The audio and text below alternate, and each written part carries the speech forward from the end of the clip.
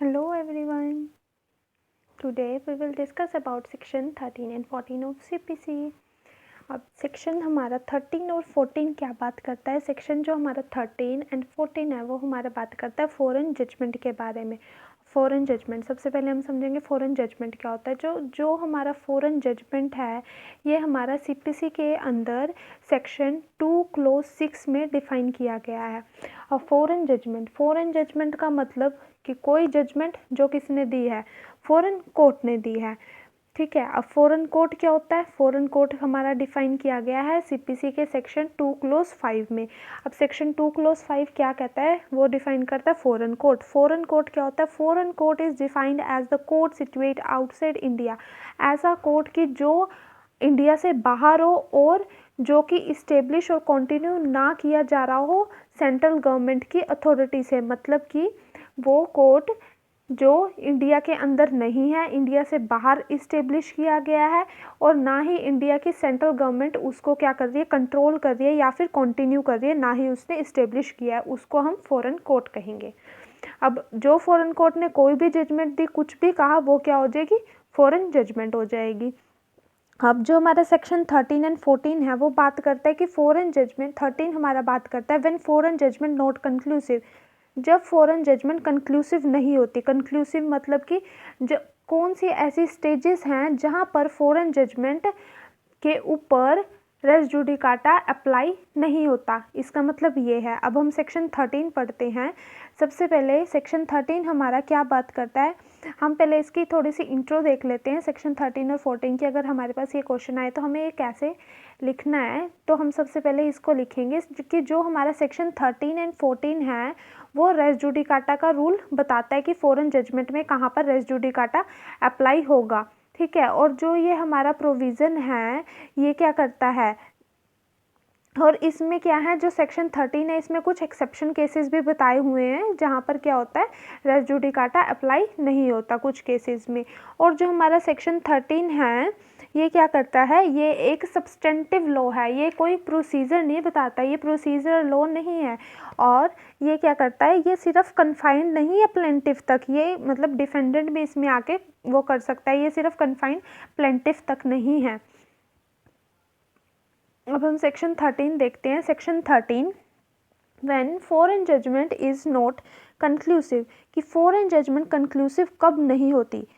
A foreign judgement shall be conclusive as to any matter, कहते हैं जो foreign judgement है वो हर मैटर पे कंक्लूसिव होगी। thereby directly adjudicate upon between the same parties or between the parties under whom they or any of them claim litigating under the same title। कहते हैं फॉरेन जजमेंट जो है वो सभी जगह क्या होगी, कंक्लूसिव प्रूव होगी जहाँ पर क्या हुआ, सेम पार्टीज के बीच में मतलब से जो केस है वो डिसाइड हुआ हो पहले से, या फिर ऐसी पार्टीज के बीच में कि मतलब उन्हीं के आगे कौन कर रहे हैं, उन्हीं के बिहाफ पर कोई क्लेम कर रहा है, तो वो वाली फॉरेन जजमेंट जो होगी वो कंक्लूसिव होगी। पर कहते हैं under the same title except मतलब कुछ ऐसे केसेस हैं जहाँ पर फॉरेन जजमेंट जो है एक्सक्लूसिव नहीं होती। कहाँ पर नहीं होती, कहता है when it has not been pronounced by the court of competent court. अब कंक्लूसिव कहाँ पर होगी, सबसे पहले हम ये देखते हैं।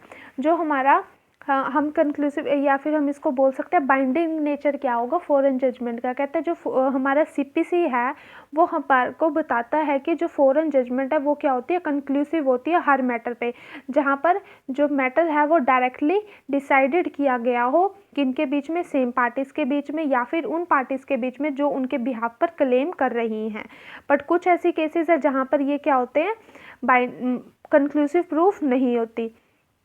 कहाँ पर नहीं होती, जहाँ पर कहते हैं कि जो फॉरेन जजमेंट है वो क्या की गई हो, कॉम्पिटेंट कोर्ट ने डिसाइड ना की हो। कंक्लूसिव होने के लिए क्या चाहिए होता है, हमें चाहिए होता है कि वो कॉम्पिटेंट कोर्ट ने किया हो, मेरिट्स पे किया हो, जो हमारी क्या कहते हैं क्या हो, जो हमारी जो भी उन्होंने केस दिया है वो किस पे, मेरिट्स पे डिसाइड हुआ, वो नेचुरल जस्टिस को वो अपोज ना करे और वो फ्रॉड से ना किया गया हो। इन सभी केसेस पे क्या होता है, अगर वो सब ये नहीं किया हो तो वो कंक्लूसिव प्रूव हो जाएगा। लेकिन कहाँ पर नहीं होता, कहते हैं where it has not been pronounce by a court of competent jurisdiction, किसी ऐसे कोर्ट ने प्रोनाउंस कर दिया जिसके पास क्या है, कॉम्पिटेंट जुरिसडिक्शन ही नहीं है, वो वाली कंक्लूसिव नहीं होगी। Not given on the merit of case, merits पे नहीं दिया हुआ हो, फेस पर दिखे कि वो क्या है, मतलब इनकरेक्ट है, और जहाँ पर जो प्रोसीडिंग है, जो भी जजमेंट है वो नेचुरल जस्टिस को अपोज करे, ठीक है, जो इंडिया के नेचुरल जस्टिस को अपोज करे, और या फिर फ्रॉड पे लिया गया हो, या फिर किसी भी इंडिया के लॉ को ब्रीच कर रहा हो, यहाँ पर वो क्या होगी, कंक्लूसिव प्रूफ नहीं होगी। अब हम इसका एग्जाम्पल देखते हैं, जैसे for example one by one हम इसका एग्जाम्पल देखेंगे कि कैसे कॉम्पिटेंट नहीं होगी। अब फर्स्ट हमारा क्या था, where it has not been pronounce by court of competent jurisdiction, means competent jurisdiction नहीं थी कोर्ट के पास। अब फॉरेन कोर्ट में मान लीजिए अगर ए और बी दो पर्सन हैं, ठीक है, ए एक बॉय है, बी गर्ल है, उन्होंने मैरिज करी, कहाँ पर, इंडिया के अंदर मैरिज करी, as per the Hindu marriage act के अकॉर्डिंग उन्होंने अपनी मैरिज को सॉलेमनाइज किया। अब उन्होंने अपनी मैरिज इंडिया के अंदर गई, कुछ टाइम बाद वो फ़ॉरेन में रहने के लिए चले गए। अब फ़ॉरेन में रहकर उनके बीच में कुछ मिसअंडरस्टैंडिंग हो गई और उन्होंने क्या, डिवोर्स फाइल कर दिया। तो कहते हैं वहाँ पर वो अगर तो इंडिया के अंदर, इंडिया के हिंदू मैरिज एक्ट के अकॉर्डिंग कोई भी क्या हुई है, मैरिज सोलमनाइज हुआ है, तो फॉरेन कोर्ट कॉम्पिटेंट नहीं है उसके ऊपर, मतलब किसकी, डाइवोर्स की डिग्री देने के लिए। तो वो क्या होगा वहाँ पर, और जो फॉरेन जजमेंट कॉम्पिटेंट नहीं है। इसका एग्जांपल ये हुआ। अब भी कहता है where it has not been given on the merits of the case, कि जहाँ पर मेरिट्स के बेस पे ना दिया हुआ हो। अब मेरिट्स के बेस पे कैसे होगा, कहते हैं कि मेरिट्स पर केस तब डिसाइड होता है, कहते हैं a judgement is said to be have given on the merits, merits पर जजमेंट तब दी जाती है आफ्टर टेकिंग एविडेंस लिए जाएं, ठीक है, अप्लाइंग हिज माइंड, जहाँ पर क्या करते हैं, जो जज होगा वो क्या करे, अपना माइंड अप्लाई करे, प्लेंटिफ का केस देखे, सब कुछ देखकर मतलब मेरिट्स पर केस डिसाइड करे। लेकिन ऐसा नहीं हो तो वो क्या होगी, फॉरेन जजमेंट, अगर बिना मेरिट्स के बेस पे कर दिया तो वो वाली फॉरेन जजमेंट क्या होगी, कंक्लूसिव प्रूफ नहीं होगी। अब थर्ड कहता है foreign judgement against the international Indian law, international और इंडियन लॉ के से अगेंस्ट जा रहा हो, वही वाला एग्जांपल भी लिख सकते हैं हमने इसमें, मैरिज वाला, ठीक है। फोर्थ कहता है foreign judgement oppose to natural justice, natural justice को अपोज करता है। नेचुरल जस्टिस मीन्स कि किसी के साथ बायस कर रहा है, ठीक है, गुड फेथ में नहीं कर रहा है, रीजनेबल नोटिस नहीं दिया किसी पार्टी को सुनने के लिए केस। तो ऐसे केसेस पर क्या होगा, कि मतलब कि ये नेचुरल जस्टिस को अपोज कर रहा है, ऐसे केसेस पर रेस जुडिकाटा अप्लाई नहीं होगा और ये क्या होगा, कंक्लूसिव प्रूफ नहीं होगी फॉरेन जजमेंट। जहाँ पर फ्रॉड से ली गई हो, फ्रॉड से, अब हम फ्रॉड का एक केस हुआ था हमारा, हाँ, लीडिंग केस है सत्या वर्सेस तेजपाल सिंह। इसकी साइटेशन है 1975 1 supreme court cases 120 AIR 1975 supreme court 105 भी बोल सकते हैं हम, ठीक है। अब हम इसमें देखेंगे क्या हुआ था। कहते हैं इसमें एक हस्बैंड था, उसने क्या किया, एक डिक्री ले ली वाइफ के अगेंस्ट, कहाँ पे, अमेरिका में, ठीक है। और क्या किया उसने, मतलब कि वो उसने इंडिया के उसमें मतलब डिक्री इंडिया के अंदर दी थी। तो कहते हैं supreme court held that the decree was without jurisdiction and nullity, मतलब वो कहता है कि सुप्रीम कोर्ट ने इसमें हेल्ड किया था कि अगर जो डिग्री ले ली है वो बिना जुरिसडिक्शन किया तो वो उसकी वैल्यू क्या होगी, नल एंड वॉइड होगी। अब केस हुआ था नरसिम्हा राव, एक और केस हुआ था नरसिम्हा राव एंड वेनकाता लक्ष्मी का। इसकी साइटेशन है 1991 3 सुप्रीम कोर्ट केसेस 451।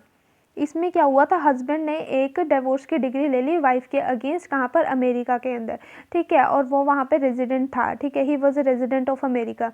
एंड फिर उसने क्या कर लिया, सी से दोबारा से शादी कर दी। बी ने क्रिमिनल कंप्लेंट फाइल करी ए और सी के अगेंस्ट कि उन्होंने क्या करा, बाइगेमी की है। और ए और सी ने क्या करा, एप्लीकेशन फॉर डिस्चार्ज की डाली, तो डिसमिसिंग द एप्लीकेशन, उनकी जो एप्लीकेशन थी उनको डिसमिस किया गया और सुप्रीम कोर्ट ने हेल्ड किया गया कि जो डिक्री ली किया उन्होंने डिसोल्यूशन ऑफ मैरिज की, वो बिना मतलब उनके पास जहाँ से उन्होंने लिए वो विदाउट जुरिसडिक्शन थी, और जो उन्होंने मैरिज की है नॉर द पार्टी कि वो वहाँ पर उस टाइम पर रिजाइड नहीं करते थे, और वो क्या करते थे मतलब इंडिया में रिजाइड करते थे, और वो उन्होंने अमेरिका में ले ली थी, तो ये भी क्या होगा था, तो उनके ऊपर मतलब बाइगेमी का केस हुआ था।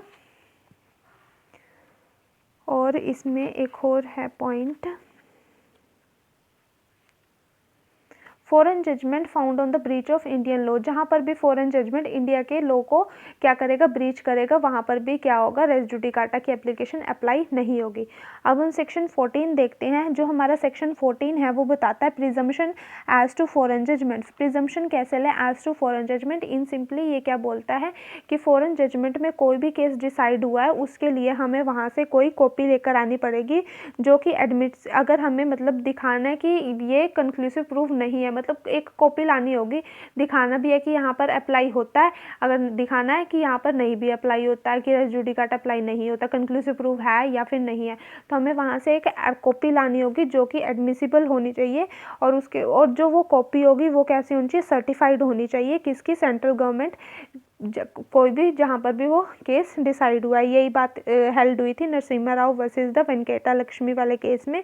इन्होंने बोला था कि सिर्फ फोटोस्टेट जो है कॉपी की मतलब डिक्री की फॉरेन कोर्ट की वो सफिशेंट नहीं है, इसके लिए हमें क्या चाहिए, एक सर्टिफाइड कॉपी चाहिए, जो कि क्या होनी चाहिए, सेंट्रल गवर्नमेंट ने उसको सर्टिफाइड किया होना चाहिए।